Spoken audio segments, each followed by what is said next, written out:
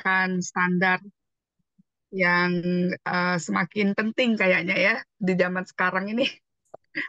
Kita masih ingat nih Bapak dan Ibu, eh, apa masih ingat kemarin tuh, ini sekarang udah mulai hujan ya, tapi kemarin itu bulan-bulan Agustus, September tuh panas banget ya.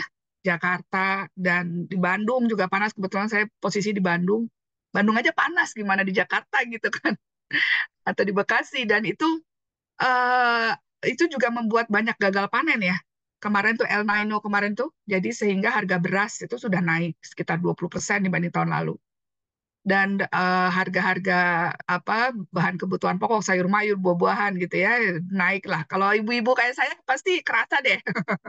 Kalau bapak-bapak coba deh, pasti kerasa juga nggak gitu kan? Ibu-ibunya ngeluh nih duitnya belum apa nggak cukup. Nah, ini semua ya, perubahan iklim ini, Bapak dan Ibu, itu harus kita tanggapi dengan serius gitu. Kalau menurut saya, karena kita sebagai negara agraris ya, itu sangat dipengaruhi oleh perubahan iklim sebenarnya.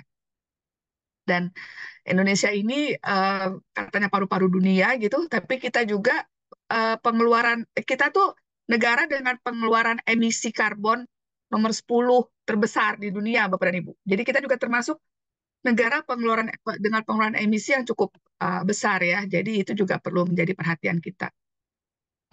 Nah, saat ini mungkin Bapak dan Ibu sudah cukup eh, kenal dengan sustainability report, sustainability standard ya, ada GRI gitu kan.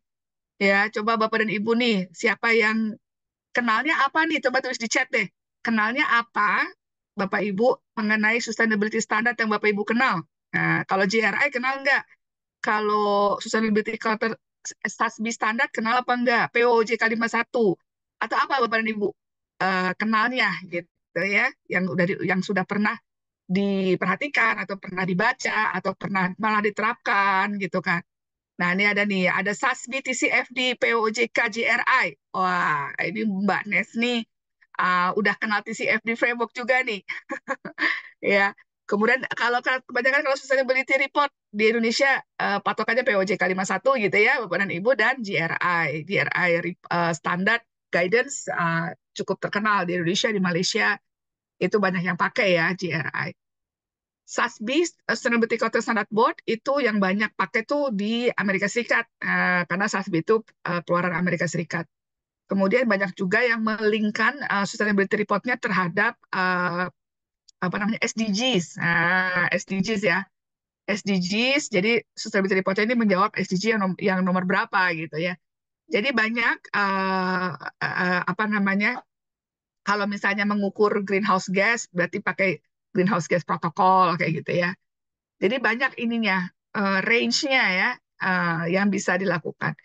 Nah, karena semakin banyak standar-standar uh, sustainability reporting ya, Bapak dan Ibu, termasuk yang jurisdictional kayak POJK satu, dan di Eropa juga ada tuh. Di Eropa juga ada European Sustainability Reporting Guidance gitu lah ya.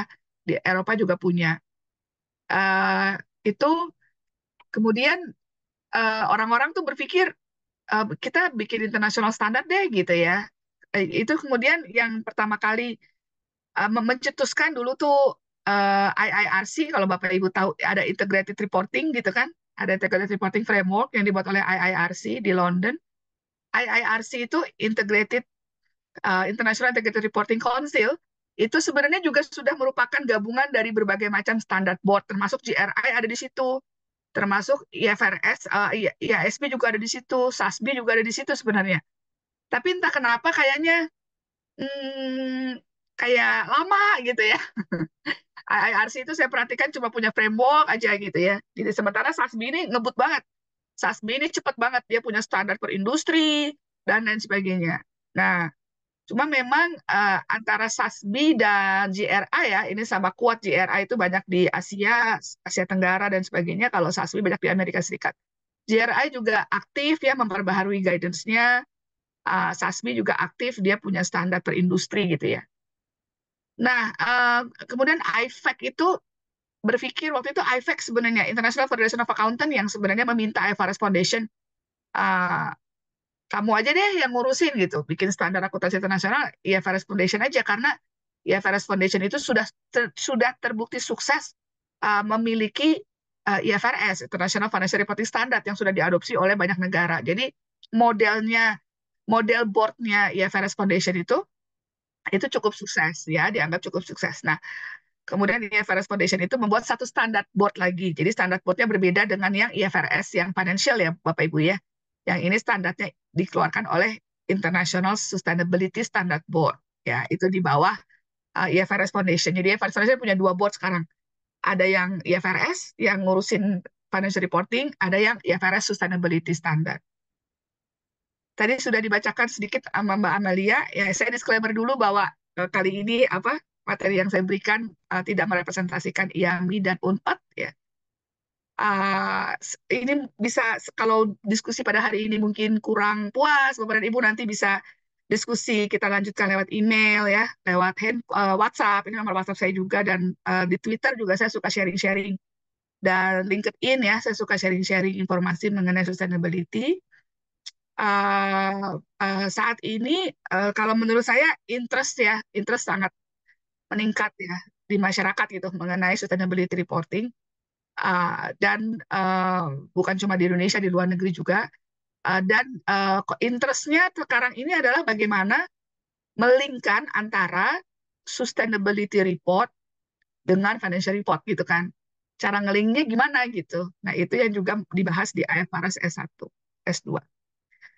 Saya lihat daftar pesertanya ini beragam ya, ada yang dari universitas, ada yang dari perusahaan, ada yang dari BUMN juga, ada yang dari Malaysia juga gitu. Teman-teman yang dari Malaysia, kalau saya bicaranya tidak dipahami, uh, jangan lupa di chat bisa kasih pertanyaan ya. Teman-teman juga bisa langsung bertanya aja along the way gitu. Saya menjelaskan, kalau ada yang nggak jelas langsung ditanyakan di chat. Nanti ketika di question and answer session kita bisa uh, bahas gitu ya yang ada di chat. Jadi Bapak dan Ibu, agenda kita pada hari ini tuh kita bahas dulu adoption statusnya ya fase 1 S2 di Indonesia. Kemudian kita ada overview ya fase 1 S1 ya, dan overview ya fase S2 dan juga bagaimana sih kalau Bapak dan Ibu mau melakukan gap analysis gitu ya. What's next gitu setelah workshop ini Bapak Ibu ngapain gitu kan. Nah, itu nanti kita jelaskan. Sebelumnya Bapak dan Ibu ada yang sudah pernah ikut workshop atau mendengar atau mempelajari IFRS Sustainability Standard yang IFRS S1 S2 ada? Bisa tulis di chat. Bapak dan Ibu mungkin sudah pernah ikut workshop sebelumnya atau seminar gitu ya. IAMI juga beberapa kali buat, IAI juga beberapa kali buat. Enggak kalau ada yang sudah atau belum pernah semua nih, belum pernah dengar gitu. Atau sudah pernah dengar aja tapi belum pernah ikut workshopnya. Gimana Bapak Ibu yang mana nih bisa ditulis di chat ya. Jadi saya bisa tahu uh, apa namanya pembahasannya nanti akan seperti apa baiknya.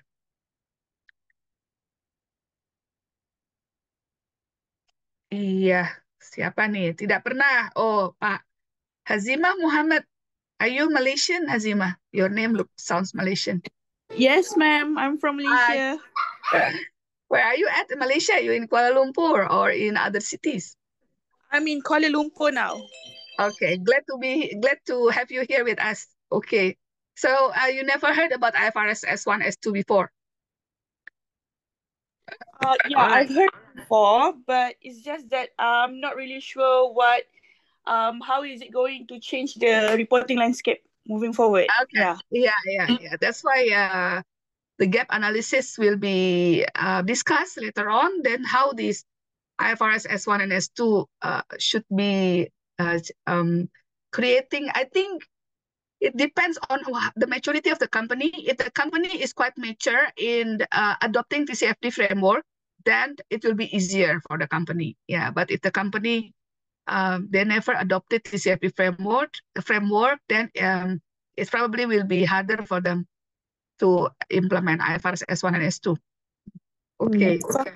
Thank you, ma'am. I'm looking forward. All right. Jadi the adoption of I'm not sure about in Malaysia. You can share later on what's the status of IFRS S1 and S2, but I discussed with my Malaysian colleague, and I think there is no commitment also in Malaysia about the adoption of IFRS S1 and S2.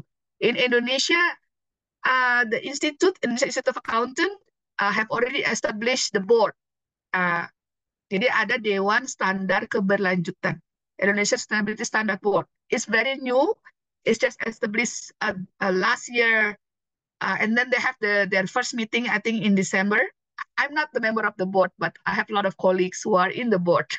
So I kind of know what they are doing right now.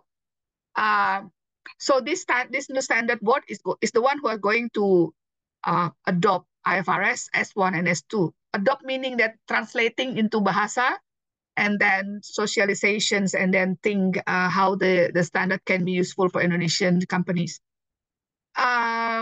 So officially, IFRS S1 and S2 are not mandated by any law. So there is no law, there is no regulation, encouragement, not yet. Ya, in Indonesia itu belum ada surat edaran OJK, belum ada, setahu saya ya, sampai hari ini nih, belum ada undang-undang atau apa yang meminta kita mengadopsi IFRS S1 S2 dan kapan akan diadopsi.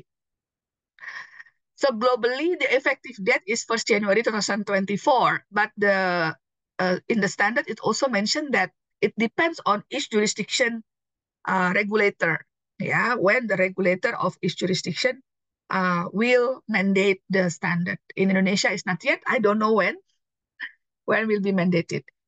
Although there is no official support from the regulator, but the supporting five, yeah, I found that there is supporting five from Indonesian regulator, Indonesian FSA, dari OJK, sepertinya cukup terbuka ya. Juga dari Kementerian BUMN, our state-owned enterprise ministry also quite encouraged. At least I know that many state-owned enterprise now are having a lot of interest, yeah, in IFRS S1 and S2, and they have called me, for example, to explain to them and what should they do.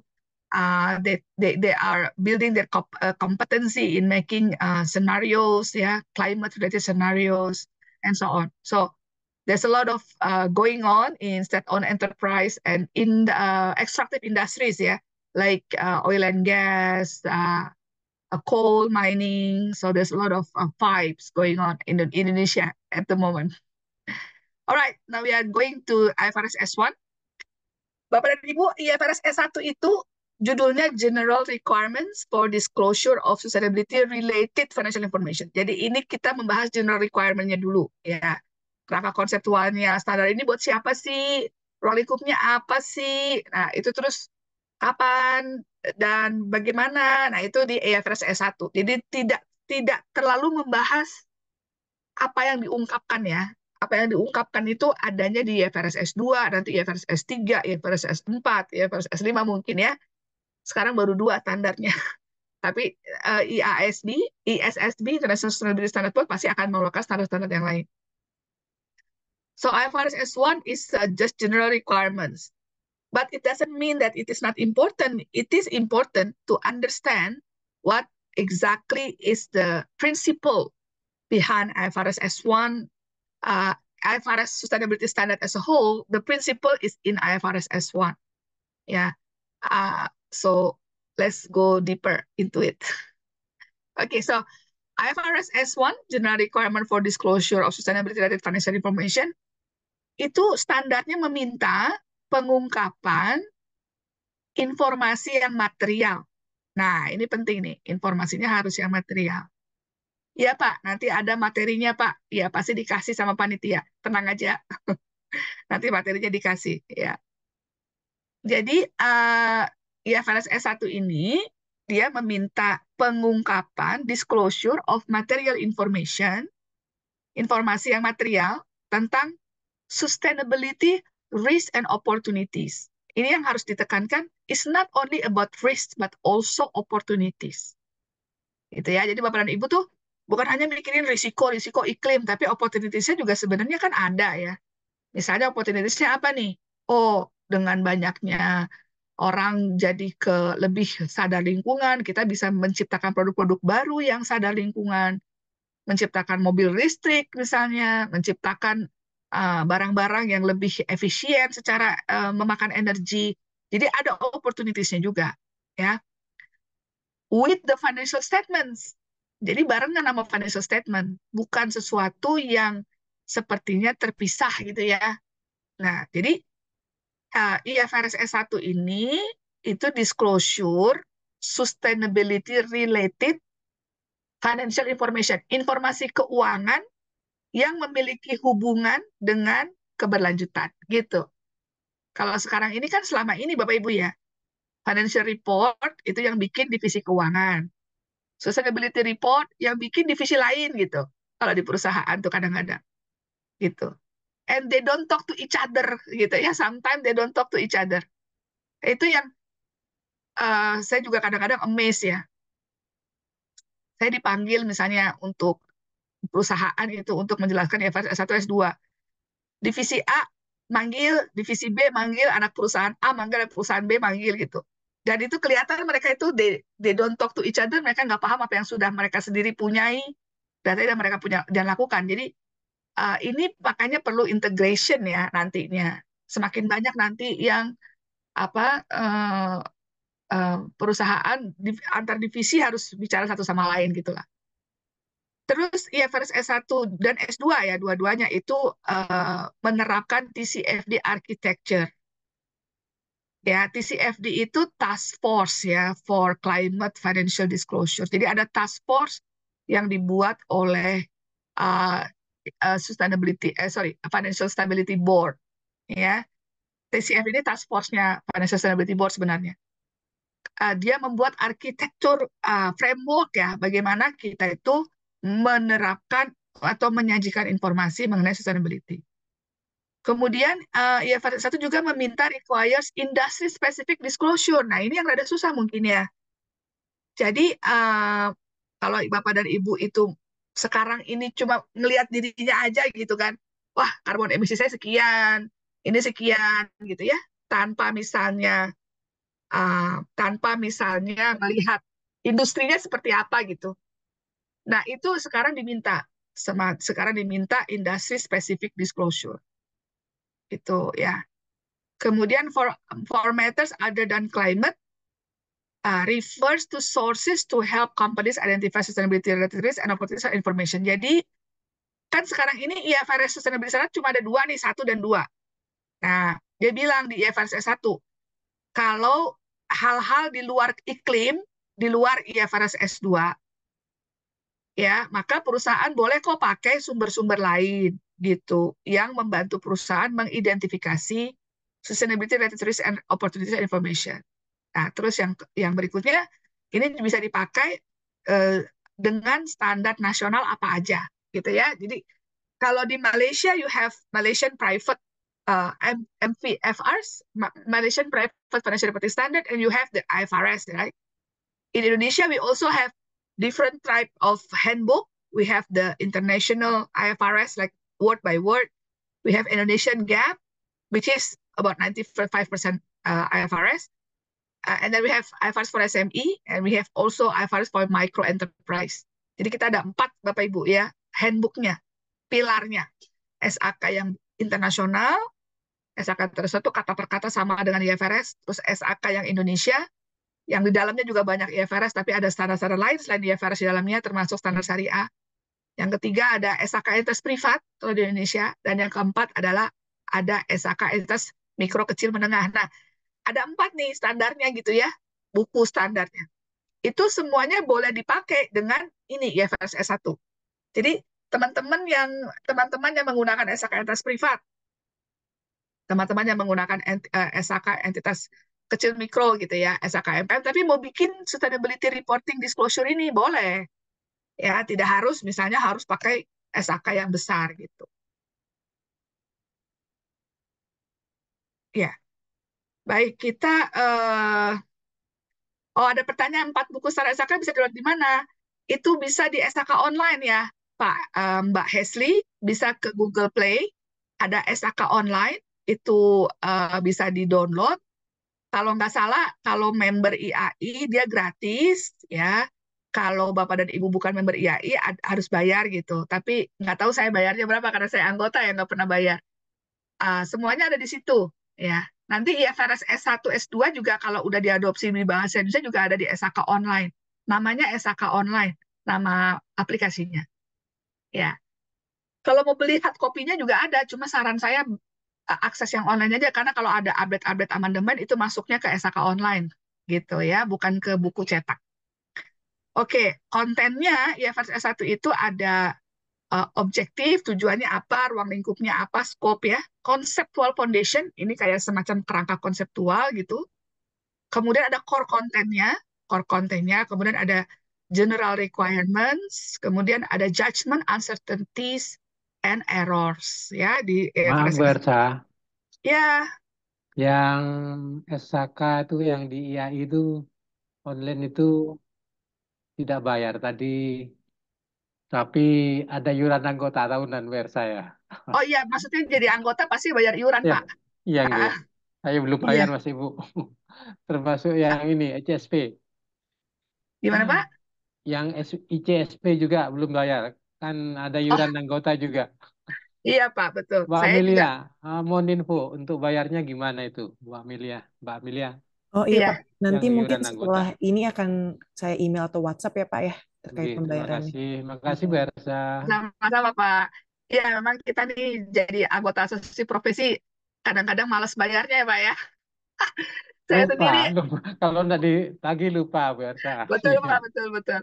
Saya Iya. sendiri anggota IAI, anggota IAMI, anggota IAPI Pak. Jadi setahun bayar anggota keanggotaan 3 kali. Yang Plus yang OJK malah lain-lain. belum juga ini, Bu Ersa. Untuk Iya, OJK, oke. Makasih. ya Pak. Iya, mudah-mudahan bermanfaat ya Pak ya. Walaupun Amin, ya. capek bayar membershipnya, tapi bagus untuk nambah ilmu, untuk Iya, betul, networking dan betul, sebagainya. betul, Bu. Ya. Masih baiklah, Bu Ersa. Iya, makasih Pak Frianto. Jadi Bapak dan Ibu, kalau Bapak dan Ibu lihat standarnya, ya IFRS S1 itu ini anatominya seperti ini. Ada standar paragraf utamanya, 86 paragraf. Nggak banyak kan? 86 itu nggak banyak loh. Paling 10 halaman kali ya. Ada 22 halaman doang. 22 halaman, 86 paragraf. Itu terdiri dari tujuannya, skopnya, conceptual foundation, core content, general requirement, judgment tadi ya udah. Nah, kemudian ada appendix A. Appendix A itu definition. Appendix A, appendix B, appendix C, appendix D, appendix E.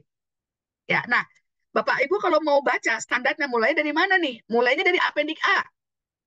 Ya, mulai dari appendix A, Bapak Ibu baca dulu definisinya. Definisinya dipahamin dulu, baca dulu appendix A definisi-definisinya, kemudian Bapak dan Ibu baca standarnya, paragrafnya, ya, paragrafnya 86 ini, kemudian Bapak dan Ibu baca appendix B, application guidance. Gitu. Appendix B ini application guidance baik di IFRS S1 dan IFRS S2 itu menurut saya nih ya sangat helpful ya untuk saya memahami standar gitu ya. Jadi Appendix B ini Bapak Ibu kalau bisa baca source of guidance Appendix C itu memuat guidance-guidance yang lain yang Bapak Ibu bisa jadi rujukan. Qualitative characteristic of useful sustainability related financial information. Nah, qualitative karakteristiknya seperti apa di Appendix D dan Appendix E ini effective date dan transisinya ya. Nah, kita karena keterbatasan waktu ya hari ini kita akan membahas hanya paragraf-paragraf utamanya saja, kita ringkas nanti. Dan kita akan banyak fokus di IFRS S2 yang lebih sulit sebenarnya daripada IFRS S1 ya. Nah, ini tujuannya tadi sudah bahwa IFRS S1 itu meminta disclosure information ya. Yang informasi yang seperti apa sih? All sustainability related risks and opportunities that could reasonably be expected to affect the company prospect. Yang kira-kira itu bisa kita harapkan mempengaruhi prospek perusahaan ke depan. Ya, company prospect itu apa aja? Cash flow-nya, access to finance, or cost of capital over the short, medium, or long term. Nah, ini yang harus menjadi perhatian kita bahwa IFRS S1, S2 itu meminta Bapak dan Ibu untuk forward looking ke depan. Bukan hanya kita melaporkan apa yang sudah kita lakukan tahun ini dan tahun lalu dan tahun lalunya lagi. Bukan hanya kita melaporkan, oh karbon emisi kita tahun ini sekian ton metrik karbon, air kita pakai air sekian, kita pakai apa kertas sekian misalnya gitu. Bukan hanya itu, tetapi kita meminta juga targetnya di masa depan tuh kita mau ngapain gitu. Ya, bagaimana sih apa saja sustainability related risks and opportunities that could reasonably be expected yang bisa kita harapkan akan memiliki efek ke company prospect. Jadi ini sifatnya forward looking, maksudnya kita visionary gitu ya ke depan gitu. Apa saja nih yang kira-kira bisa terkena dampak. Skopnya tadi ya, jadi harus menggunakan, kalau menggunakan standar ini ya, maka harus juga nerapin IFRS S2 dan S3 dan S4 nanti kalau ada. Gitu ya. Kemudian kalau yang tidak, kalau sustainability risks and opportunities that could not reasonably be expected, itu di luar ruang lingkup. Jadi ada nih resiko sustainability dan tapi kayaknya nggak bakalan terpengaruh kita sama resiko itu.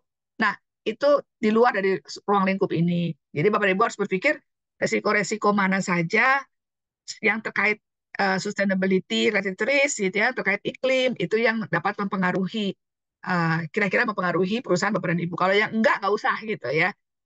Kemudian tadi yang nomor 3 ini boleh, standar yang lainnya boleh apa aja, IFRS boleh pakai SHKEP, SHKTS privat, boleh pakai yang lain-lain terserah. Terus yang ini can be used by profit-oriented entities, jadi boleh dipakai untuk yang for profit, boleh juga public sector business entities, dan also non-profit entities. Ya, for non-profit some adjustment of terminologies are allowed. Jadi kalau yang non-profit di sini saya lihat banyak yang dari universitas ya, universitasnya Bapak dan Ibu mau membuat sustainability report misalnya, atau disclosure, tambahan disclosure untuk financial reportnya, menggunakan standar ini, itu boleh. Jadi untuk non-profit juga boleh, tapi mungkin ada adjustment gitu ya, misalnya nggak ada equity, adanya aset neto, kan gitu ya kalau di non-profit. Nah, itu boleh adjustment untuk terminologisnya boleh disesuaikan. Untuk conceptual foundation, ada 4 hal yang dibahas di conceptual foundation. Ada fair presentation, materiality, reporting entity, connected information. Yang akan dibahas pada hari ini, materiality dan connected information. Yang fair presentation itu penyajian wajar, ya, bahwa laporan keuangan itu harusnya menyajikan hal-hal yang wajar, yang merepresentasikan secara tepat kondisi perusahaan. Jadi nggak boleh greenwashing gitu ya Bapak Ibu ya. Greenwashing itu overclaim. Kita ngeklaim ini, ngeklaim itu, ngeklaim ini, ngeklaim itu, nggak taunya pas dicek nggak begitu. Ya, itu greenwashing, itu nggak boleh gitu di fair presentation. Materiality, nah materiality itu konsepnya itu sama dengan IFRS-nya, IFRS yang financial ya. Information is material if omitting itu mengurangi atau menghilangkan ya. Misstating itu salah saji ya, atau obscuring itu mengaburkan. Informasinya ada sih, tapi nggak, kurang jelas gitu ada di mana gitu ya. Seperti saya kemarin itu baca salah satu sustainability report. Saya mau mencari informasi gampang yang mau saya cari sebenarnya Pak, Bapak Ibu. Saya pengen tahu target emisi karbonnya dia untuk di masa depan itu bagaimana sih gitu. Ada perusahaan yang misalnya targetnya mengurangi emisi karbon 50% sampai pada tahun 2040 misalnya gitu. Itu saya berusaha mencari targetnya dia gitu kan di masa depan gimana. Itu susah banget. Jadi tidak di-highlight. Susah nyarinya. Ini kalimat terus saya cari gitu. Akhirnya ada di halaman berapa gitu dan itu juga di salah satu paragraf masuk ke dalam paragraf. Nah, itu obscuring namanya. Padahal itu menurut saya informasi yang sangat penting itu target itu. Harusnya di-highlight, diberi kotakin gitu ya. Jadi biar jelas bisa didapatkan dengan mudah. Ya, jadi disebut suatu informasi dikatakan material apabila penghilangannya, salah sajinya, atau pengaburannya, obscuring, could reasonably be expected to influence investor decision. Dapat mempengaruhi keputusan investasi para investor. Nah, itu definisi material. Ya, jadi sesuatu yang kalau itu nggak ada, justru investor itu akan merasa informasi ini kurang gitu ya untuk membuat decision investasi. Kemudian di dalam conceptual framework-nya, fundamental framework-nya itu ada connected information. Ini yang harus dipahami banget Bapak dan Ibu ya, karena ini sesuatu yang nggak ada di TCFD framework juga nggak begitu kuat, di GRI juga nggak begitu kuat, di SASB standar juga nggak begitu kuat. IFRS S1 asks for information that enable understanding of the connection, jadi harus connected ya, between sustainability related risk and opportunities, disclosure on core content, disclosure on core content nanti ada di berikutnya ya, dan sustainability related financial disclosure and financial statement. Nah, disclosure-nya harus prepared for the same reporting entity and reporting period. Jadi tahunnya harus sama. Jadi misalnya kalau keuangan Januari sampai Desember, yang ini juga disclosure ini juga Januari sampai Desember gitu, waktunya harus sama ya. Provided at the same time at the financial statement. Jadi kalau laporan keuangannya keluar bulan Maret, ini juga keluarnya bulan Maret gitu. Nggak boleh laporan keuangannya bulan Maret, dia keluarnya yang sustainability report-nya keluarnya bulan Agustus gitu misalnya. Nah, itu diminta sama waktunya. Ya. Kemudian include data assumption konsisten. Gitu, data dan assumption konsisten. With the corresponding data and assumption in the related financial statement. Nah, contohnya gimana nih? Misalnya kita ngelihat, kita menghitung di sustainability report, kita bilang emisi karbon mobil dinas ada 100 mobil. Terus di laporan keuangannya misalnya adanya cuma 70 mobil. Nah, itu nggak sama tuh misalnya gitu, nggak konsisten. Jadi data asumsinya harus konsisten antara financial report dengan sustainability report. Gitu, ya. Nah, terus core content itu tadi saya bilang dia ini ya IFRS 1 S2 ini untuk apa? Untuk framework-nya, structure-nya itu dia ngikutin TCFD structure. TCFD structure itu kebagi 4, Bapak dan Ibu ya. Governance, tata kelolanya, strateginya, risk manajemennya, sama metric and target. Jadi struktur ini ada di IFRS S1, ada juga di IFRS S2 ya. Jadi struktur ini Bapak Ibu harus paham bahwa kalau nanti Bapak Ibu bikin sustainability report yang berdasarkan IFRS S1, S2, maka ininya tuh apa daftar isinya. Daftar isinya tuh ada governance dulu, tata kelola, kemudian ada strategi, ada risk management, ada metric and target. Gitu. Kalau TCFD report yang saya lihat, bukan sustainability report ya, TCFD report perusahaan yang saya lihat ini rata-rata sudah seperti ini strukturnya. Ya. Nah, kita mulai dari yang pertama dulu, governance ya. Governance itu apa? Governance process, control, and procedure. Ya, procedures a company use to monitor, manage, and oversee sustainability related risks and opportunities. Jadi, Bapak dan Ibu, bagaimana tata kelola di perusahaan Bapak dan Ibu untuk memonitor, mengelola, dan mengoversight itu sustainability risks and opportunities. Ya, misalnya, di perusahaan saya ada sustainability committee gitu ya, komite keberlanjutan. Atau itu di oversight oleh komite risiko, komisi pemantau risiko misalnya. Nah, itu diungkapkan gitu bagaimana tata kelolanya. Ya, siapa yang memanage, siapa yang mau oversight, siapa yang memonitor, bagaimana hubungannya antara satu divisi dengan divisi yang lain atau satu badan dengan badan yang lain. Apakah komisaris, ada salah satu komisaris enggak yang juga menjadi anggota di komite risiko atau komite keberlanjutan. Gitu. Itu governance ya. Nah, yang kedua strategi. Strategi adalah company strategi untuk memanage sustainability related risk and opportunity. Strateginya bagaimana gitu. Kadang-kadang mitigasi risiko strateginya gimana? Kadang-kadang saya baca kok nggak klop ya antara target sama strategi nih gitu misalnya gitu ya. Nah, ini yang harus harus dipahami ya bahwa strategi itu bagaimana kita memanage sustainability risk and opportunities. Hazima, can you write your question in the chat? Yeah, I'll visit your questions later on. And the third one is risk management. Nah, the process a company used to identify, assess, prioritize, and monitor sustainability-related risks and opportunities. Risk manajemennya bagaimana nih? Gitu. Dan yang keempat ini, metric and target company performance in related to sustainability-related risks and opportunities. Kebanyakan sustainability report di Indonesia tuh untuk metrik dan targetnya udah pada bagus nih. Udah ada nih metrik-metriknya gitu ya. Greenhouse gas yang scope 1 paling nggak ya, scope 1. Greenhouse gas protokol yang scope 1 rata-rata perusahaan udah punya gitu. Ya scope 2 juga ada yang udah punya, scope 3 rata-rata belum. Nah, ini metric and target ini memang kebanyakan kuantitatif gitu ya. Angka-angka dan metrik targetnya seperti apa. Oke. Nah, eh, kemudian ada general requirements. Itu ada di dalam general requirements, tadi core, saya ulang Bapak Ibu ya, kita balik lagi sedikit aja. Jadi kan ada objektif, tujuannya tadi, ada scope, ya, ini udah saya bahas, nomor 1, nomor 2 juga udah saya bahas.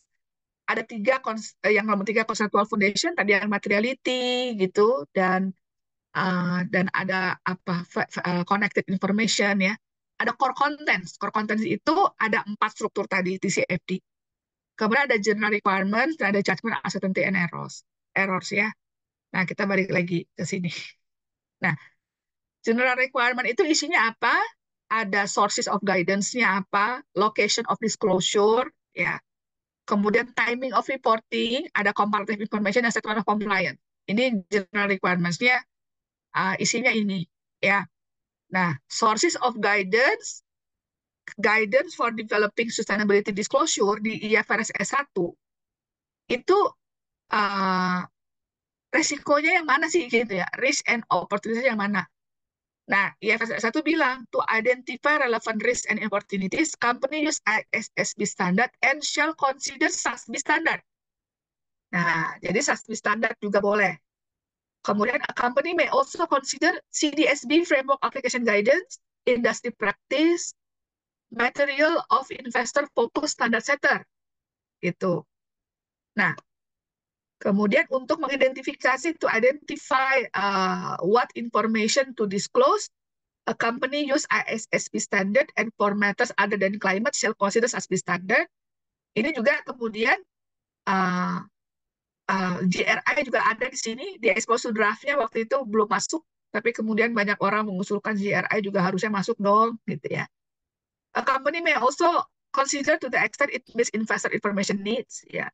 Ini yang bisa Bapak Ibu gunakan juga. Kalau tidak diatur di IFRS S2, gitu. IFRS S2 itu kan hanya mengatur climate ya, Bapak dan Ibu. Dia tidak mengatur social disclosure misalnya, nggak ngatur tuh IFRS S2. IFRS S2 hanya climate aja. Padahal kalau ESG gitu kan, environment, social, governance ya. Nah, kalau GRI itu kan juga banyak social disclosure-nya. Nah, itu belum dibahas tuh sama IFRS S2. Ya, yes, we will come to that, Azima. Scenario analysis, yes. In TC, I understand. We'll discuss about scenario analysis in IFRS S2, more IFRS S2, but I understand your question. Okay. This is the paham ya Bapak Ibu ya. Jadi general requirements itu membahas tadi risk and opportunity-nya, kemudian Bapak Ibu masih boleh pakai standar-standar lain kalau belum diatur. Misalnya gini, Bapak Ibu tuh menurut POJK gitu kan ya, bikin laporan sustainability report berdasarkan POJK, tapi juga mau apply IFRS S2. IFRS S2 itu hanya baru ada climate aja gitu kan. Yang sosialnya ngacu kemana? Yang sosialnya bisa ngacu ke GRI standar misalnya. Gitu, atau bisa ngacu ke peraturan OJK atau apa gitu ya. Jadi karena belum lengkap ini sustainability standardnya belum lengkap. Nah, financial statement and sustainability disclosure published at the same time, but with the transition relief in the first year of reporting. Ada transition relief. Transition relief itu maksudnya ada kemudahan-kemudahan untuk Bapak dan Ibu mengadopsi standarnya hanya pada tahun pertama saja. Tahun keduanya nggak boleh lagi. Misalnya climate scenario gitu ya, atau transition scenario gitu, itu ada kemudahan-kemudahan lah. Nah, tapi cuma tahun pertama. Tahun kedua udah nggak ada lagi ya, Bapak dan Ibu.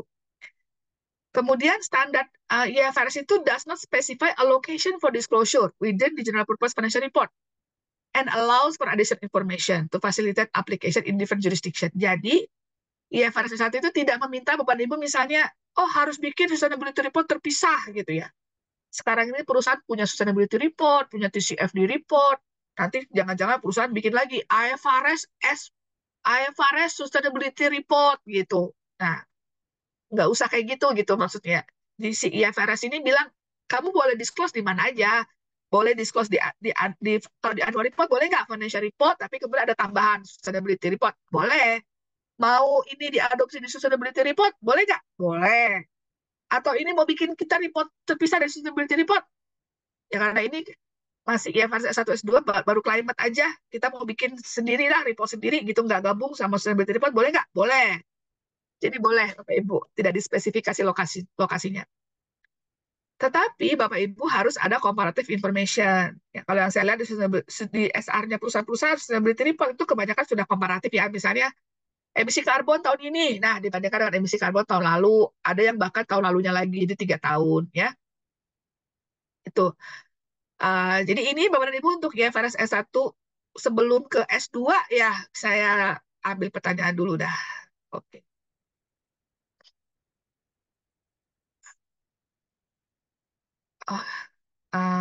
Oke. Hazimah, we are going to discuss the scenario later on ya for Ibu Hesley, the analysis of requirement in GRI to have an anniversary related to GHG emission. Oh, iya. Kalau sekarang kan kalau sekarang di sustainability report Bapak Ibu itu kan ada biasanya tuh di belakang-belakang tuh suka ada indeks gitu ya. Indeks sesuai dengan GRI-nya ya. Betul ya, Bu Hesley? Iya. Ini pertanyaannya gimana nih?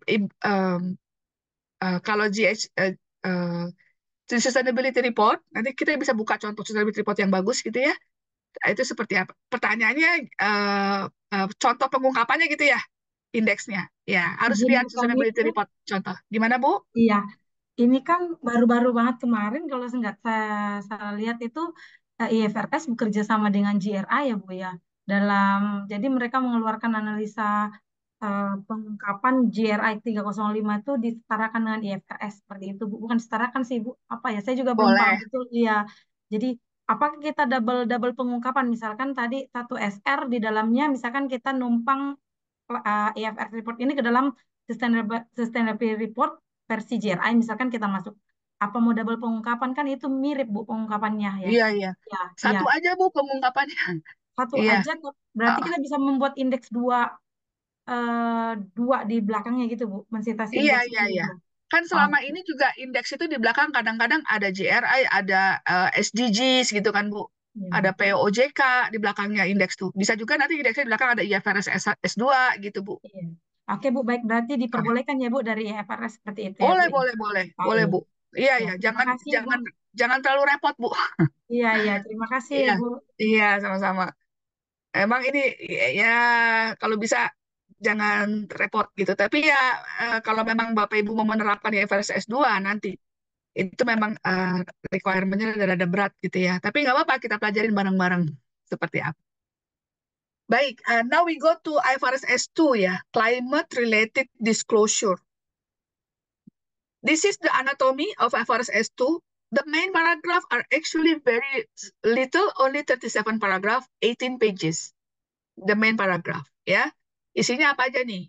Ada objektif, tujuan, standarnya. Ada ruang lingkup, scope. Ada core content. Core content itu tadi. Ikutin juga TCFD framework dia. Governance, strategy, risk management, metric, and target. Ya. Dan appendix. Appendixnya ada appendix A, B, dan C. Itu bukan merupakan hal yang terpisah. Jadi appendix A, appendix B, appendix C itu menjadi kesatuan dengan IFRS S2 ya. Bukan sesuatu yang tidak wajib begitu. Jadi ini wajib juga, harus dipahami juga. Nah, Bapak Ibu kalau perhatikan 37 paragraf ini karena standarnya itu principle base, prinsip-prinsipnya doang yang diatur di dalam main paragraf. Tapi Bapak Ibu kalau baca application guidance-nya 71 paragraf application guidance-nya. Nah, sekali lagi cara belajarnya gimana? Mempelajarinya Bapak Ibu baca dulu appendix A-nya, definisi, kemudian Bapak Ibu baca standar main paragrafnya, kemudian Bapak Ibu baca appendix B-nya. Nah, untuk part B ini tuh accompanying guidance. Jadi part B ini bukan merupakan bagian dari standar, tapi bisa membantu Bapak dan Ibu kalau mau gitu ya. Ada illustrative guidance, illustrative example, ada industry based guidance on implementing IFRS S2. Okay, let's go to the IFRS S2 in more detail. Again, same with IFRS S1, it fully incorporates the TCFD recommendations. The purpose is to meet the investor information need, dan itu harus dipakai dengan IFRS S1, jadi nggak bisa S2 dipakai sendirian. If you want to use IFRS S2, you also need to apply IFRS S1. Require disclosure of material information about climate-related risk and opportunities, including physical and transition risk. This is the questions that being asked by Hazima, yeah. Physical and climate-related risk. Physical and transition risk, yeah.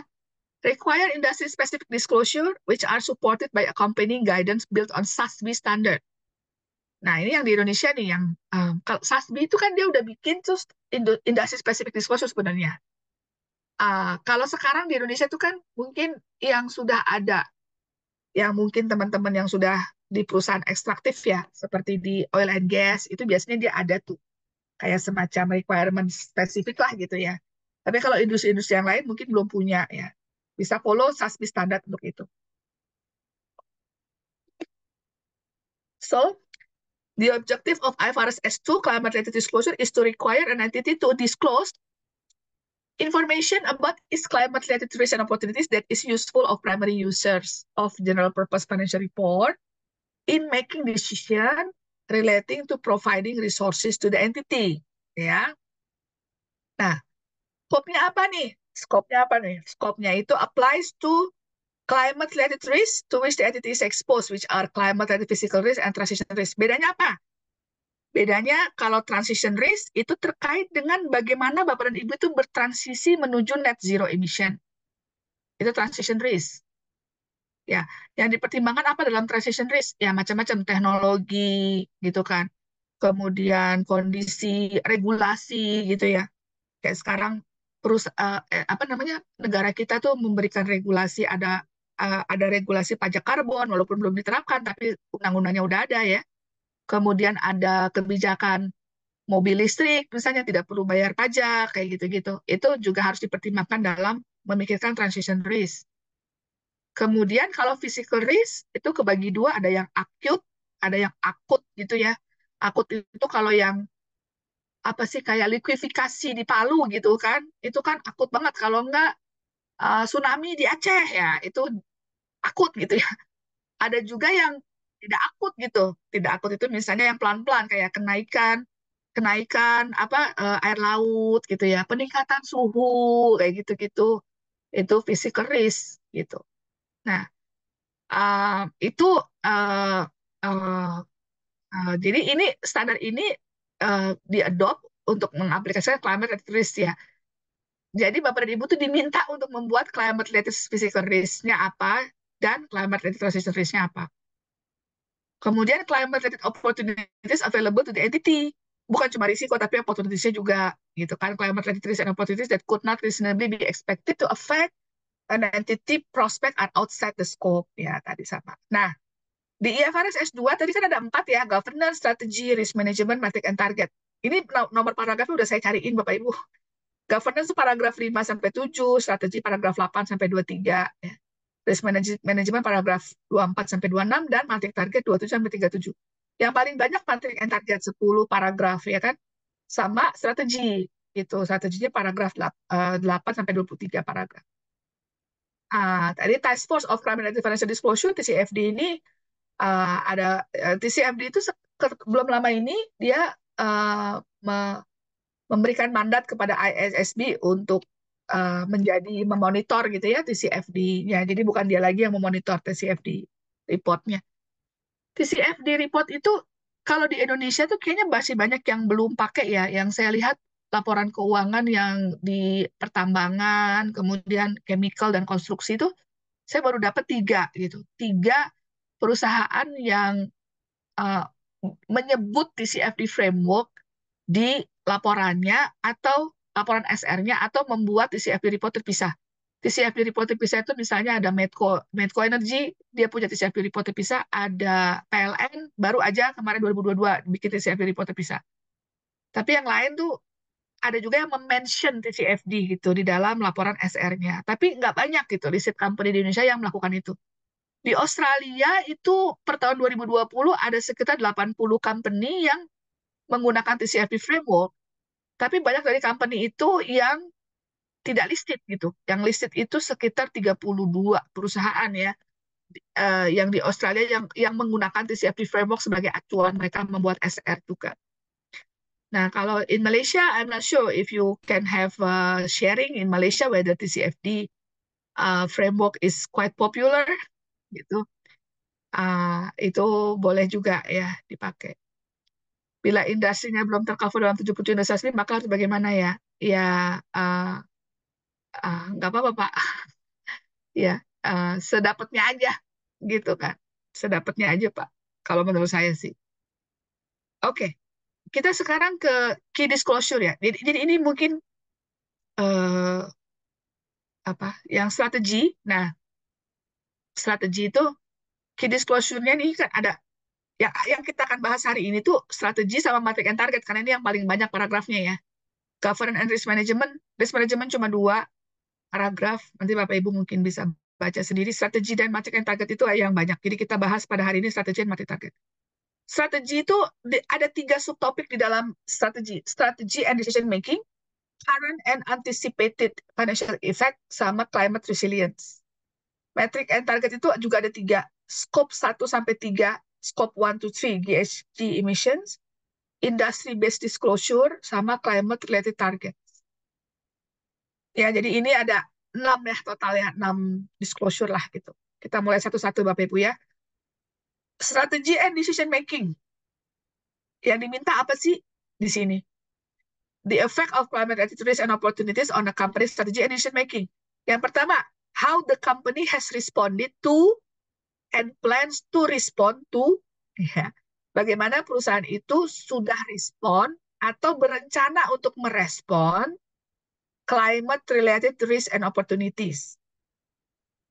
Di sini include disclosure on any transition plan the company has and plan to achieve its targets. Itu. Jadi transisinya tuh bagaimana rencana transisinya? Misalnya saya memiliki target untuk mengurangi emisi karbon setiap tahunnya 10% berkurang dari tahun sebelumnya. Nah, misalnya gitu targetnya ya. Itu transition plan-nya. Nah, itu bagaimana tuh selama ini company sudah merespon atau berencana untuk merespon terhadap target tersebut. Nah, yang kedua, how the company is resourcing and planning to resource these planned activities. Kalau Bapak dan Ibu bilang bahwa, oh kita emisi karbonnya mau kita kurangin ya, jadinya mobilnya tuh semua mobil dinasnya mobil listrik, misalnya gitu. Itu kan mobil listrik kan mahal. Bagaimana tuh cara kita mendapatkan uangnya untuk transisi tersebut? Ya, kita mau pasang solar panel di setiap apa, nah itu bagaimana tuh financingnya? Kita mau membuat carbon capture storage, misalnya gitu ya, supaya dapat bisa carbon credit gitu ya. Kalau carbon capture storage itu duitnya dari mana? Kita mau menanam pohon gitu supaya pohonnya itu nanti menyerap dan itu bisa memiliki carbon credit certificate. Duitnya dari mana untuk menanam pohon untuk itu? Nah itu harus di strateginya bagaimana gitu ya. Kemudian the company progress against previously reported plans. Bagaimana progresnya terhadap rencana-rencana yang tahun lalu sudah dibuat itu seperti apa? Nomor 1 itu. Nomor 2, current and anticipated financial effect.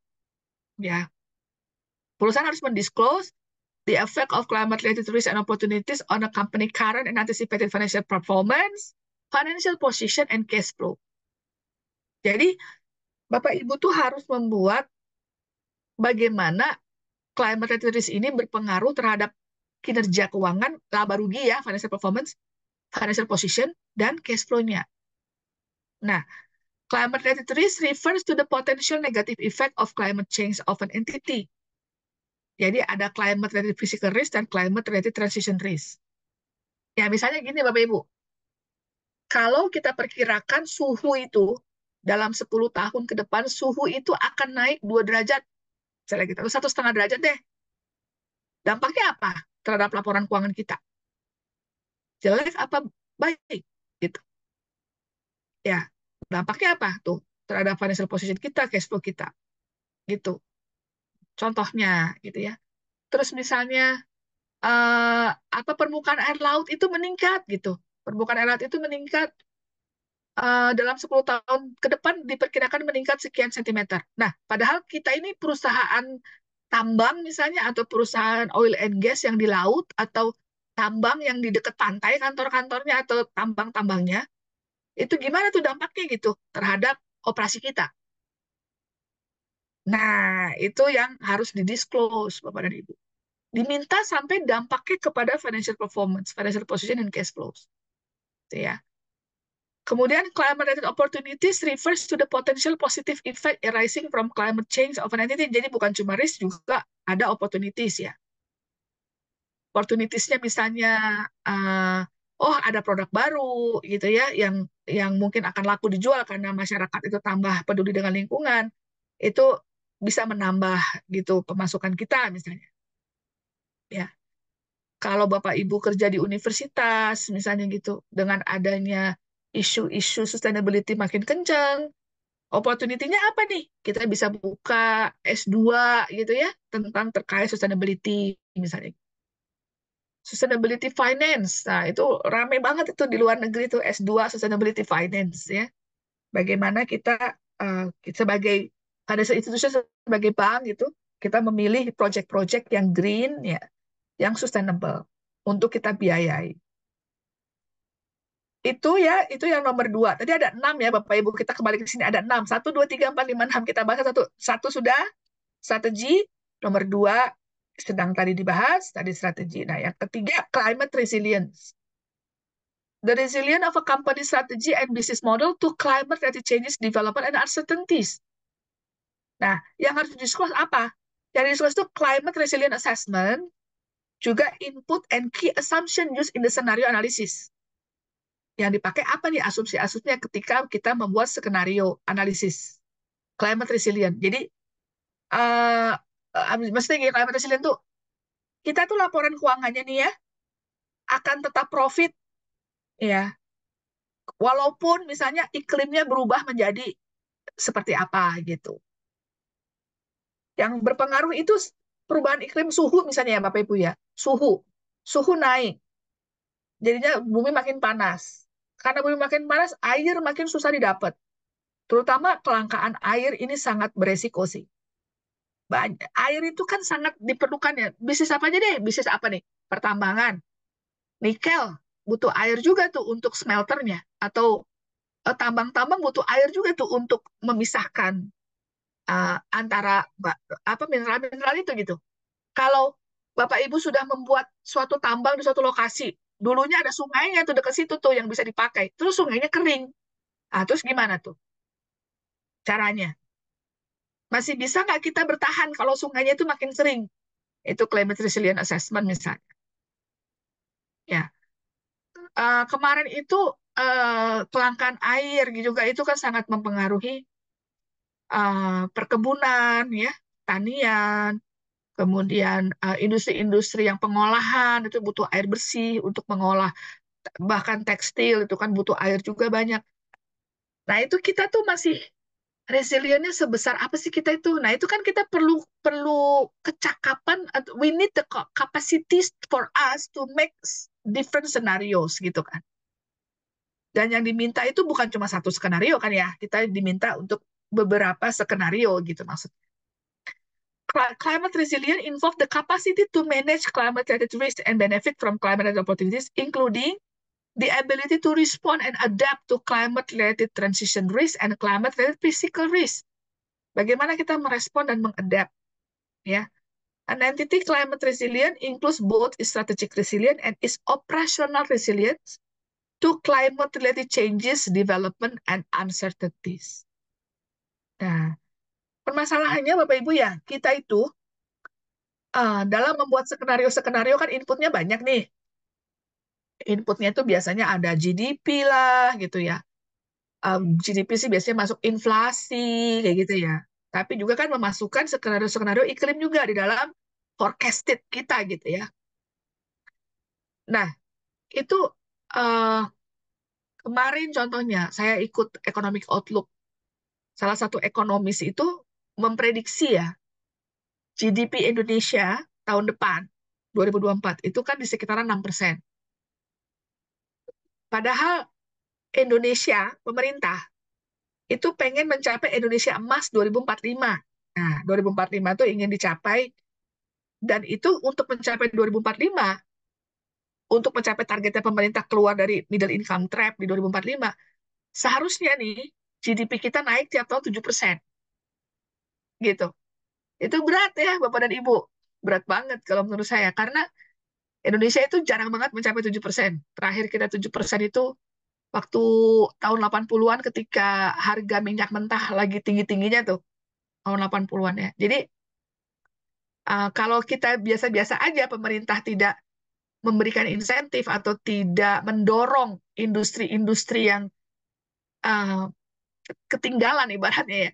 Nah, itu susah untuk mencapai GDP 7%. Nah, kan ini sedang mendorong industri gitu kan. Sedang mendorong industri. Industri itu kan butuh energi ya. Kita mau industrialisasi tapi nggak ada energinya bagaimana gitu kan. Nah, padahal pemerintah juga punya apa net zero emission targetnya pemerintah Indonesia, net zero emission 2060. Jadi 2004, jadi skenario pemerintah itu 2045 digenjet, apa sih, dijor-jorin gitu Indonesia-nya. Terus 2045 sampai 2060 tuh direm gitu, Pak. Direm emisinya. Nah, itu kan cuma 15 tahun ya. 2040 sampai 2045 sampai 2060. Sanggup apa enggak nih gitu kan. Kita ngerem emisi sampai jadi nol di 2060. Nah, itu yang kadang-kadang saya suka bertanya ke para ekonom ya. Ekonom itu ketika kemarin salah satu ekonom dari salah satu BUMN itu dia memprediksi 6% itu dengan prediksi ada asumsinya ada oil price segala macam kan. Saya bilang ini oil price-nya tuh asumsi ekonomi itu oil price masih berpengaruh ya. Apakah oil price ini nantinya apa pengaruhnya berkurang karena fossil fuel itu berkurang gitu atau bagaimana gitu. Tapi ekonom-ekonom kayaknya oil price masih menjadi input yang penting sampai 10 tahun ke depan. Ya gitu ya. Jadi transisinya ini tugas pemerintah ya itu buat transisi energinya tuh lumayan berat. Makanya kemarin waktu waktu debat cawapres yang tentang lingkungan itu ya itu saya sangat tertarik sebenarnya karena ini saya pengen tahu nih visi misi paslonnya gimana nih untuk transisi energi ya untuk transisi energi Indonesia gitu ya karena kita sudah menandatangani yang Paris Agreement dan sebagainya udah punya komitmen perusahaan Indonesia sebenarnya. Nah, yang ketiga climate resilience scenario analysis. Company ini setuju climate analysis when reporting on climate resilience. Jadi Bapak dan Ibu, perusahaan Bapak dan Ibu ini kalau membuat laporan keuangan sesuai dengan IFRS 2, itu harus punya kemampuan untuk mendevelop scenario, climate related scenario gitu. Ya. IFRS S2 include application guidance on how to apply scenario analysis building on TCFD materials. Ya. The guidance required a method of climate related scenario analysis commensurate with company circumstances, the use of all reasonable and supportable information that is available to a company at the reporting date without undue cost or effort. Kemudian yang nomor 4, ya untuk matrik dan target tadi ya, ada greenhouse gas emission, scope 1, scope 2, scope 3. Scope 1 itu direct emission-nya, yang kita keluarkan, emisi kita berapa, termasuk misalnya kalau Bapak Ibu melakukan perjalanan dinas, ya itu juga terbang kemana, itu juga harusnya ada tuh emisi karbonnya berapa ya. Scope 2 itu indirect emission from the generation of purchase energy consumed by the company. Energi kita tuh dari mana gitu, yang scope 2 itu. Apakah kita energinya itu kita punya sendiri, ada perusahaan yang energinya disuplai oleh anak perusahaan yang menciptakan energi dari geothermal misalnya gitu kan. Bukan dari batu bara, bukan dari PLTU batu bara. Nah, berarti kan lumayan lah ya. Jadi emisi yang scope 2-nya bisa bagus. Scope 1 yang betul-betul kita pakai, scope 2 itu emisi yang dihasilkan oleh oleh energi yang kita pakai. Kita kebanyakan Indonesia kan kita tuh beli energi dari mana sih? Dari Pertamina sama dari PLN kan gitu ya. Listrik itu kan PLN. Nah, PLN itu kalau PLN kita itu perusahaan listrik negara itu tidak bisa bertransisi ke green energy ya. Nah, itu ada repot tuh. Ada repotnya karena itu scope 2 kita jadi gede gitu loh. Ininya skornya kan gitu. Ya, sekarang listrik PLN itu kebanyakan dari mana? Kalau saat ini masih kebanyakan dari pembangkit listrik tenaga uap pakai batu bara. Jadi emisi karbonnya cukup tinggi gitu ya. Tapi nanti kan udah mulai nih ada geothermal dan lain sebagainya ya untuk energi yang skop 2. Skop 3 itu all other indirect emission that occur in the company's value chain. Ini bukan cuma energi supplier kita, tapi supplier kita yang lain, bukan cuma supplier energi, tapi supplier juga yang lain gitu ya. Itu juga harus kita hitung gitu, energinya, gitu, emisinya. Nah, kalau yang saya lihat perusahaan-perusahaan Indonesia itu baru yang skop 1. Skop 1-nya diungkapkan. Skop 2, beberapa. Skop 3 masih jarang gitu. Harusnya Bapak dan Ibu tuh bikin target. Mau mengungkapkan skop 2, skop 3 itu tahun berapa gitu. Misalnya targetnya pada tahun 2045 saya akan juga melaporkan skop 3 gitu. Ya. Nah, menghitungnya bagaimana caranya? Ngitungnya pakai Greenhouse Gas Protocol Corporate Standard. Ya. Yang disclosure of how and why a company has used specific input, assumption, and estimation technique to measure its GHG emissions, including any changes of this. Ya. Kemudian berikutnya itu skop 3 yang finance emission. Nah, kalau Bapak dan Ibu perusahaannya financial institution, bank, dana pensiun, asuransi, kayak gitu ya, companies with emission associated with investment itu harus juga melaporkan finance emission-nya. Ya, jadi kita itu memfinancing industri-industri itu yang mana gitu. Makanya kemudian banyak proyek-proyek perusahaan-perusahaan perusahaan industri itu kepengen banyak memfinance green project gitu ya, green project. Nah, karena dia perlu melaporkan ini. Nah, ini applies to asset management, commercial bank, insurance ya. Industry specific requirement ya. Nah, ada feedbacknya gitu kan ya. Tadi juga ada pertanyaan kalau kita nggak ada 77 industri SASB-nya terus kita gimana nih? Industry specific disclosure is useful because relevant sustainability related issue vary by industry ya. Ada yang disclosure suatu disclosure itu lebih penting di industri A daripada industri B misalnya gitu kan. Nah, untuk merespon feedback, IFRS S2 itu mengharuskan industry specific disclosure be provided, but the industry based metric provided are illustrative guidance rather than requirements. Jadi cuma illustrative guidance aja, bukan requirement. An exception to this is information about finance emission which is required to be provided. Finance emission itu perlu kalau finance emission. Finance emission itu berarti emisi yang kita biayai, kita kasih loan gitu ya. The IASB has indicated an intention to make industry-based metric mandatory in the future, subject to consultation. Jadi kalau sekarang target-targetnya itu tidak perlu berbasis industri spesifik gitu ya. Kalau ada sih mangga gitu, kalau enggak apa-apa. Jadi itu cuma guidance aja, belum wajib gitu. Kemudian berikutnya climate related targets, the characteristic of each target, ya. How the company set and review each target, bagaimana target itu direview itu, apakah 6 bulan sekali, setahun sekali, siapa yang mereview dan sebagainya, dan the company performance against each target. Targetnya bisa beda-beda tiap perusahaan ya, ada perusahaan yang targetnya tuh yang A lebih penting daripada yang B gitu ya, untuk perusahaan yang berbeda. Nah, untuk IFRS S2 guidance-nya, Bapak Ibu ada application guidance tadi ya, yang B tadi, appendix B, application scenario analysis to assess climate resilience, measuring scope 1 to 3 plus framework for measuring scope 3 ya, disclosing information yang relevan untuk finance emission, relevan to cross industry metric categories, dan about climate related target. Nah, yang untuk company guidance itu yang tadi yang bukan appendix ya, yang terpisah lah publikasinya. Metrics could be disclosed relevant to cross industry metrics categories. Example, bagaimana sih untuk mendisclose GHG emission gitu ya. Dan industry based guidance on identifying appropriate disclosure, apa aja yang harus didisclose berdasarkan industri yang berbeda. Itu ya versi S1 S2 Bapak dan Ibu. Nah, saya sorry ini kita targetnya cuma 11.30 ya. Mungkin bisa rada longgar sedikit ya Bapak Ibu ya, sampai jam 11.45 lah ya. Untuk gap analisisnya gimana nih? Nah, ada survei dari Glasgow, itu dia membuat gap analysis untuk chemical and construction materials. Top 50 companies in the world, largest emitting sepanjang 2018-2020 dia cek siapa yang largest emission, kemudian dirata-ratain, nah dipilih yang top 50. From each of the industry, ini total ada 100. Construction material 100, construction material 50, chemical 50.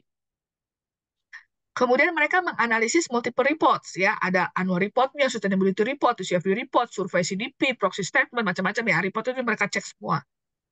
Kemudian ini dilihat distribusi penyebarannya, Bapak dan Ibu, ya kalau chemicals ada di Asia 23 perusahaan, Europe 11, North America 15, Oceania 1. Oceania itu Australia, New Zealand, Fiji Island, seperti itu ya. Construction material yang di Asia lebih banyak ya, 26. Kayak gitu. Nah, most of the sample companies have applied TCFD framework katanya. Nah, ini apa aja sih yang dipakai ya? Ada GRI, very popular juga, SASB juga quite popular, TCFD very popular. Ya, 80% for chemicals, 74% for construction materials, UN SDGs, ya, itu juga ada nge-link ke UN SDGs gitu ya.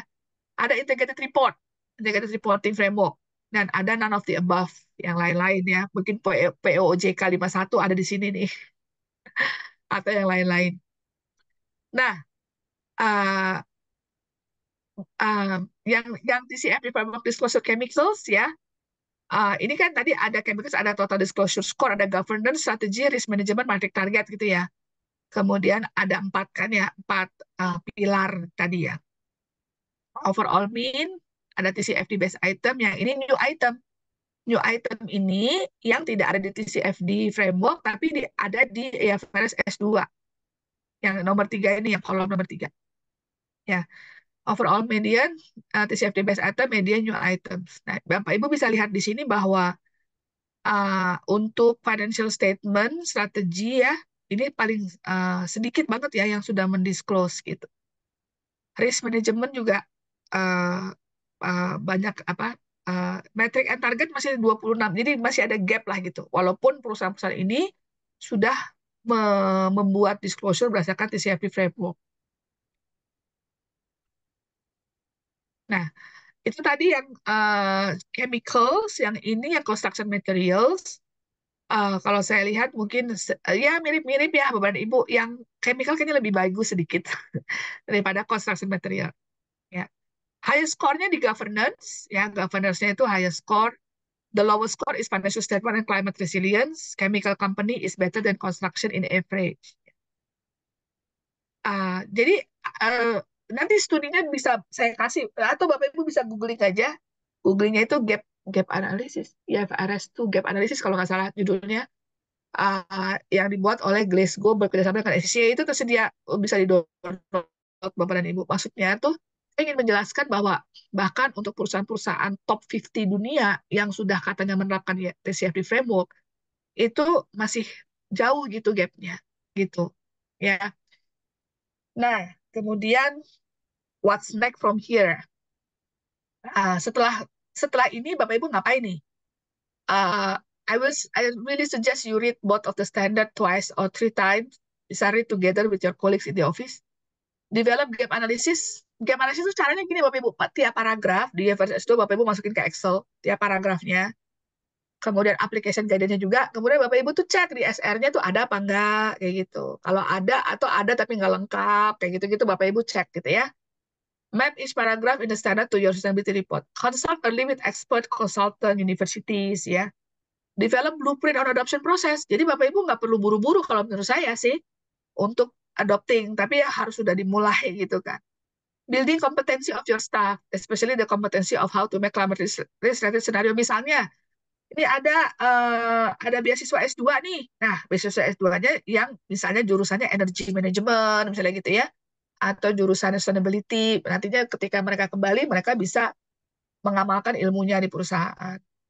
Bapak Ibu juga bisa membuat start to develop TCFD framework report, ya, tapi nggak usah buru-buru diterbitkan. Kalau menurut saya, bikin aja gitu ya TCFD framework report, terus bisa direview oleh asesor gitu kan. Nah, kalau asesornya udah yakin tidak ada greenwashing lagi, maka itu boleh di-publish ya. Kalau belum mah nggak usah buru-buru, Bapak Ibu santai aja.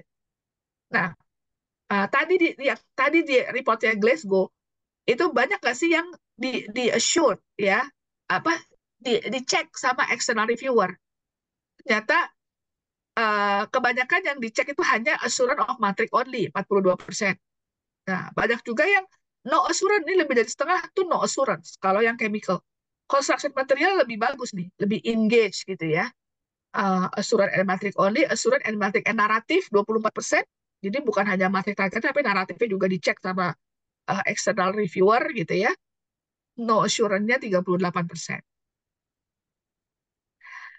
Nah, pertanyaan mengenai climate ready scenario ya. Ini di paragraf application guidance B7 ya.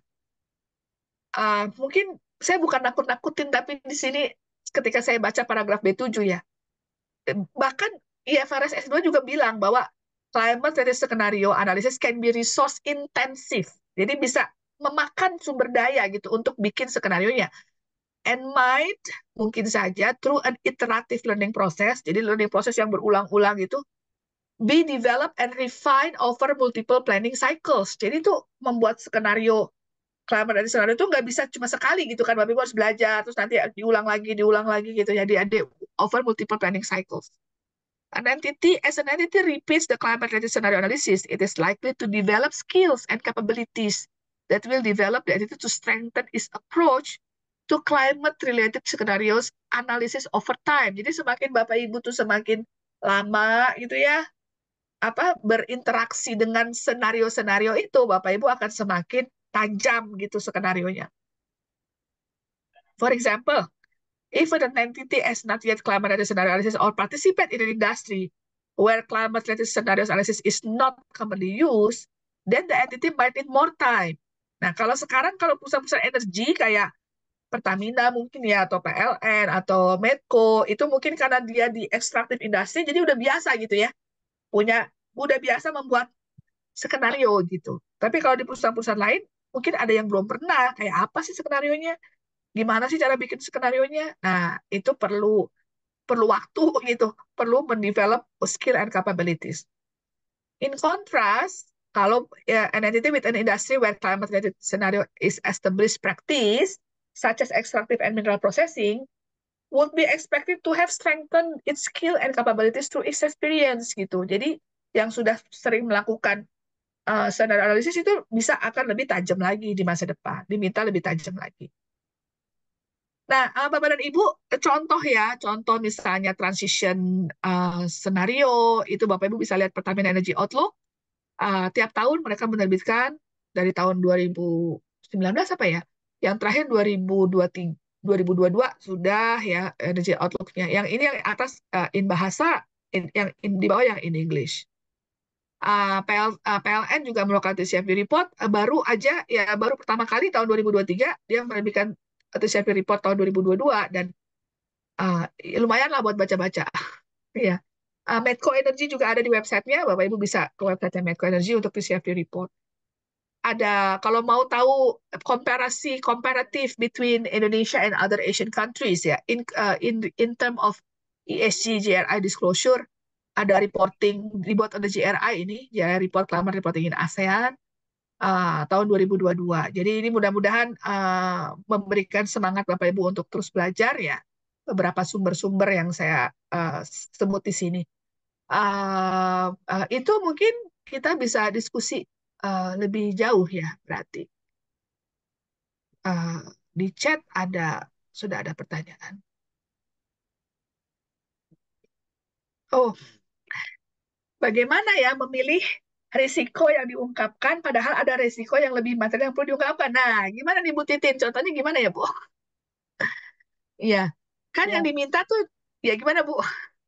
saya bayangin kan perusahaan kalau mau mendisclose itu kan juga memikirkan kepentingan untuk dia tetap tidak ditinggal oleh investor ya Bu. Kalau risiko terlalu besar dan dia nggak bisa hadapi kan itu pasti akan ditinggalkan oleh investor gitu. Sehingga mungkin dia akan pilih risiko yang cukup bisa ditangani seperti itu misalkan. Ya, bagaimana itu Bu? Itu kan sebetulnya agak menyesatkan juga ya. Iya, agak misalkan karena bisa pilih-pilih ya Bu ya. Jadi ibaratnya bisa apa ya? Bisa cherry picking ya Bu ya gitu. Betul, betul, betul. Iya, saya jawabnya gimana ya? Sebenarnya kan udah ada guidance-nya juga Bu. Kalau perbankan itu OJK baru aja mengeluarkan panduan untuk membuat skenario apa aja yang harus dimasukkan dan lain sebagainya. Bagaimana membuat climate risk scenario itu OJK-nya panduan OJK baru aja keluar untuk perbankan tapi ya. Nah, kalau di perusahaan kan sebenarnya kita butuh konsistensi Bu Titin ya. Eh, Misalnya tahun lalu ada nih gitu informasinya, tahun ini nggak ada karena jelek, jadi tahun ini nggak dimunculin. Nah itu sih kalau menurut saya investor bisa bingung gitu yang biasa ngikutin laporan keuangannya gitu ya, kok tiba-tiba nggak ada gitu. Kalau untuk memutuskan mana yang material untuk perusahaan memang harus dipikirkan baik-baik dan diputuskan bersama di komite itu Bu gitu ya, di komite itu. Jadi ya saya sering melihat Bu beberapa yang bilang bahwa misalnya oh kalau ini nggak relevan nih untuk perusahaan kita jadi nggak di-disclose misalnya gitu, terutama yang GRA yang sosial ya, itu banyak yang perusahaan menilai oh ini nggak relevan nih buat perusahaan kita, nggak material jadi nggak di-disclose sama dia. Itu tapi kan keputusannya jangan berubah-ubah tiap tahun ya. Itu harusnya sudah ada apa. Makanya di governance itu penting Bu, di depan tuh governance. Bagaimana asumsi-asumsi itu dipilih, bagaimana materiality itu ditetapkan, itu juga harus dijelaskan gitu. Di sustainability report di bagian governance tata kelola. Oke, baik. Itu. Terima kasih. Semangat Bu Titin.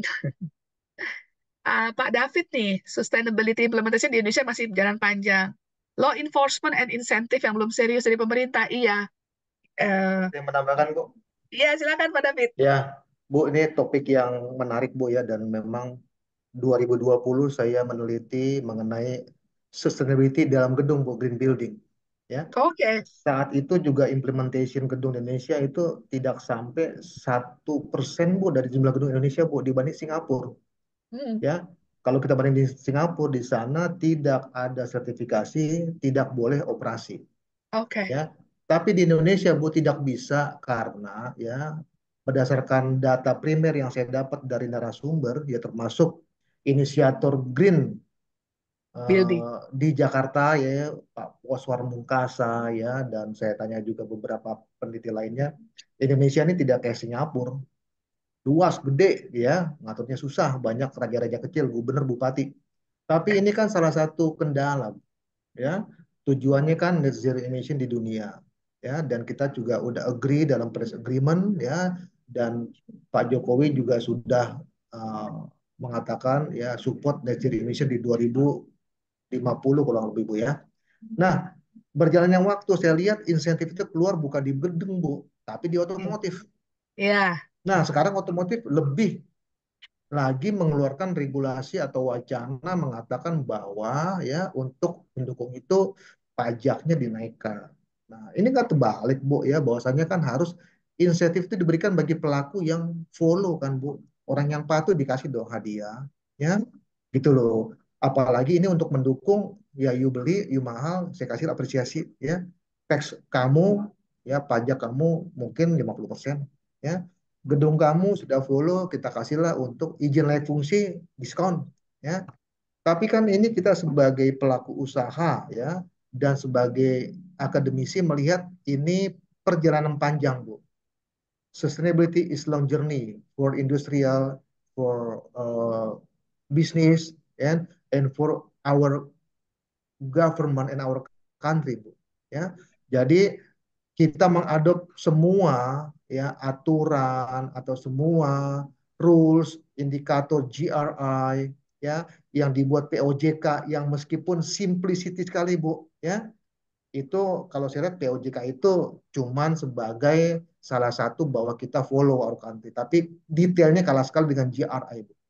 Ya. Ya, muncul lagi sekarang ya IFRS ya, kita semua follow, tapi implementasinya gimana gitu loh ya, gimana nih ya, akhirnya akademisi ini cuma melakukan apa, aturan-aturan ya, tapi korporasi bagaimana dengan government Bu. Nah itulah mungkin di sini dari Ibu Ersa dengan kerendahan hati boleh nggak digaungkan ya? You kalau nggak lakukan rugi loh. Itu kan belum ada Bu, ya itu loh Bu ya. Jadi Iya, eh, anak bangsa cucu kita ini kan masa depannya kan tanggung jawab kita bersama Bu. Terima kasih iya. Bu Ersa, Iya, selamat terima kasih Pak siang David. ya Ya, Bu. setuju Ya sekali Bu. Pak dengan Pak David nih bahwa ya, kalau di Singapura sudah banyak smart green building gitu ya Pak ya, yang airnya dia bersirkulasi gitu, airnya dipakai lagi, air buat flushing toilet itu dari mana dipikirkan. Terus hemat energi gedungnya. Kalau di Indonesia mungkin hanya satu dua yang memikirkan itu ya, belum begitu masif untuk green building. Cuma kalau keberpihakan mungkin sudah kayak pajak karbon udah ada regulasinya belum diterapin gitu ya. Tapi Ya, tapi pemainnya dikit sekali, Bu. Ya, waktu iya, itu kita mau bikin biosolar, ya. Saya tahu tuh teman-teman yang kerja di industri itu banyak dipanggil jaksa tuh, Bu. Mungkin Ibu iya, nggak iya. tahu, tapi ini terjadi, Bu. Mendingan saya jual, ya, untuk pengguna ketimbang untuk biosolar. Rugi. Hmm, Tapi iya, akhirnya banyak yang nyetok, ya, di pasar nggak ada. Masa dipanggil jaksa dia? Itu kan dia kerja sebagai manajer sales gitu loh, Bu. iya, Gitu loh. iya, betul, Nah, Pak. itulah kan kendala, Bu. Jadi memang nih mungkin dari edukasi ini tidak hanya memperkenalkan ya peraturan, standar akuntansi keuangan, tapi mungkin di tren-tren berikutnya bisa, Bu, kita mengatakan rugi lo kalau nggak melakukan. Hmm. Nah, untung ruginya bagaimana? Akuntansi lah yang bisa mengatakan bahwa di dunia ini tidak bisa dihitung.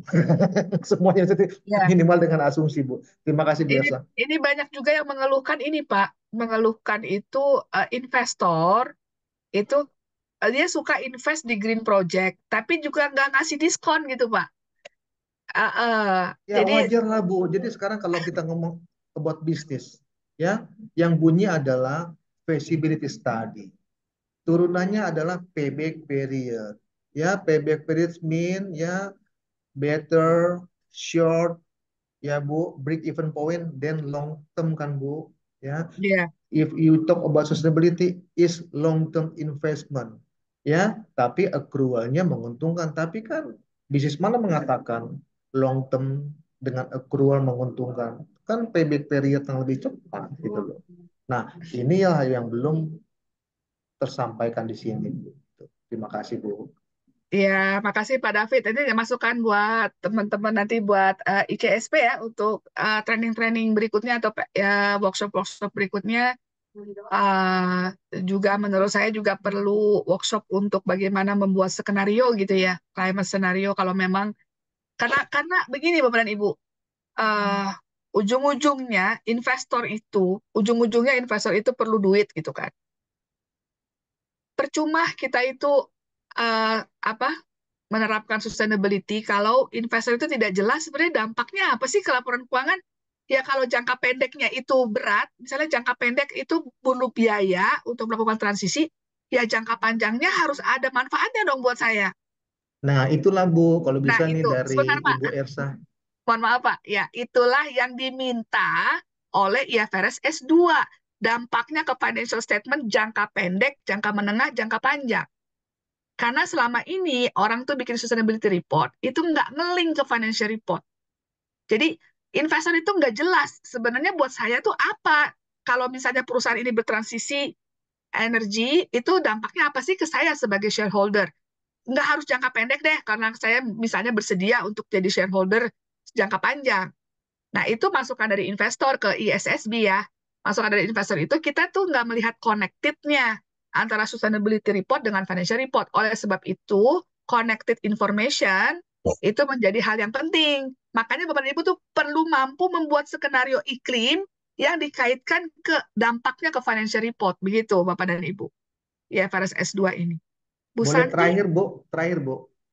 iya Pak. Ya, sorry Bu, saya agak cerewet Bu, karena saya suka topik ini. Ya, jadi gini Bu, kita punya SDGs, turunannya SDGs Kompas. Itu kan jelas, semua industri korporasi memulai dari mana? Dari proyek SDG Kompas, tapi kan nggak jalan Bu. Itulah understanding atau pemahaman atau sosialisasi atau membuat orang lapangan paham itu kan belum jalan, Bu. Sekarang Ya, kita masuk IFS 2, GRI, orang numplak begitu, Bu. Tapi akhirnya mulai dari mana sih? Nah, terus menguntungkan sih saya melakukan ini. Rugi nggak sih kalau, nah itu coba Bu, ya kita jika berkenan mulai lagi begitu situ Bu, karena kan kita perlu refresh. Continuous improvement. Terima kasih Bu ya, Elsa. ya, makasih Pak David. Ya, senang bisa diskusi sama Pak David nih. Gimana Mbak Amalia? Udah 11.39. Kita bisa lanjut diskusi lagi? Masih Ya, lanjut? boleh Bu. Silakan Bapak Ibu apabila Satu ada lagi pertanyaan, ya, silakan. pertanyaan. Ada yang mau bertanya atau berdiskusi, Bapak dan Ibu? Sudah cukup jelas?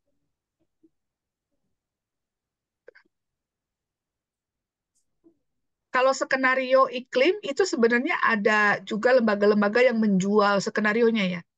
Jadi Bapak Ibu tuh bisa langganan gitu, terus bisa masuk nanti bisa melakukan forecasting dan melakukan skenario. Cuma ya rada mahal ya. Tapi beberapa perusahaan sudah mulai membangun kompetensi untuk bisa membuat skenario-skenario iklim tadi. Uh, Baik, Bapak dan Ibu, karena mungkin apa nama perusahaannya, itunya ya, skenarionya ya, uh, sebentar saya cari. Skenarionya uh, itu saya simpen nggak ya, yang menjual skenario development, skenario planning. Sebentar saya lagi cari Bapak dan Ibu. Namanya perusahaannya yang menjual skenario. Memang eh, kebanyakan yang melakukan skenario ini orang-orang eh, teknik lingkungan gitu ya, teknik lingkungan atau physical climate scenario strategi 3 ini contoh aja skenario kreatif. Sebentar Bapak dan Ibu ya, publisher. Nah ini. Public implementation challenges, kuantitatif, Equinor. Sebentar ya Bapak dan Ibu. Ini mohon maaf ini nggak, kalau yang ini nggak bisa saya bagikan, saya tunjukin aja juga boleh, saya tunjukin aja Bapak Ibu ya. Untuk skenario ini ada World Energy Outlook IEA, IPCC. Ini biasanya untuk physical climate scenarios ya, ada explorative scenario, skenario metodologinya kuantitatif gitu. NGFS, climate impact ya.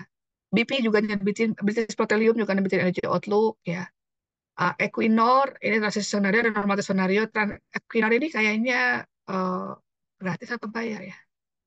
Nah ini ada kalau untuk Indonesian Contact ya, ada transition outlook-nya itu Bapak Ibu mau ikutin yang mana nih? Ada Dewan Energi Nasional dia punya Outlook Energi Indonesia 2022. Kemudian ada International Energy Agency IEA.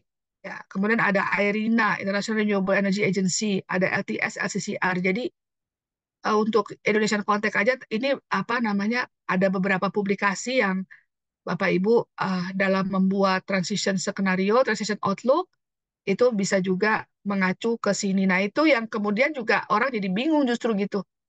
Jadi kita ikutin yang mana nih gitu, ikutin asumsi-asumsi yang mana gitu misalnya. Jadi yang misalnya Dewan Energi Nasional itu 10 tahun kan ke depan. IAE itu sampai 2050, ada sampai 2050. Rata-rata 2050 nih yang selain Dewan Energi Nasional. Nanti kapan-kapan mungkin ada workshop berikutnya Bapak Ibu ya, untuk khusus untuk skenario aja. Karena tahun pertama menerapkan IFRS S2, Bapak Ibu tuh masih bisa kualitatif, tidak perlu kuantitatif untuk IFRS S2, untuk skenario gitu. Tapi tahun kedua Bapak Ibu nggak bisa kualitatif doang, harus kuantitatif. Jadi transition relief-nya itu hanya di tahun pertama. Makanya Bapak Ibu tuh building kompetensi dulu gitu ya, nggak usah buru-buru menerbitkan standar report, building kompetensi dulu. Nanti transition relief itu hanya untuk tahun pertama di IFRS S2. Itu mungkin terakhir dari saya. Saya kembalikan ke Mbak Amalia. Semoga Bapak dan Ibu kita ketemu lagi. Semoga ya di lain kesempatan. Assalamualaikum warahmatullahi wabarakatuh. Waalaikumsalam warahmatullahi wabarakatuh. Baik, terima kasih Ibu Ersa untuk sharing dan penjelasannya. Ini ilmu baru dan insight baru untuk kita semua ya Bapak Ibu. Dari presentasi Bu Ersa ini dapat kita simpulkan secara singkat bahwa IFRS S1 and S2 ini udah diresmikan sejak 26 Juni 2023. Mulai efektifnya secara global ini 1 Januari 2024. Namun IFRS S1 and S2 ini untuk saat ini belum mandatory di Indonesia, di mana S1 berfokus pada pengungkapan umum informasi keuangan terkait keberlanjutan, sedangkan S2 berkaitan dengan pengungkapan terkait iklim. Dan IFRS S1, S2 ini menerapkan TCFD arsitektur yang mana terdiri dari 4 struktur, governance, strategi, risk management, dan matrix and target. Dan untuk saat ini, TCFD memberi mandat ISSB untuk memonitor sustainability report yang menggunakan TCFD framework. Baik. Sekali lagi terima kasih Ibu Ersa untuk pemaparan hari ini. Terima kasih juga Bapak Ibu yang sudah berpartisipasi. Sampai bertemu lagi di ICSP workshop selanjutnya di bulan Februari. Saya izin tutup Zoom-nya Bapak Ibu. Selamat siang. Selamat siang Iya. semua. Terima kasih Bu Ersa dan Terima semua. kasih. Terima kasih Izin Bapak minta Ibu. nomor WA Ya, Ibu ya terima ke kasih Ibu Amelia. Bu Irian. Iya Pak, boleh. Sampai ketemu lagi Bapak dan Ibu ya. Semangat Ya. terus. Salam sehat.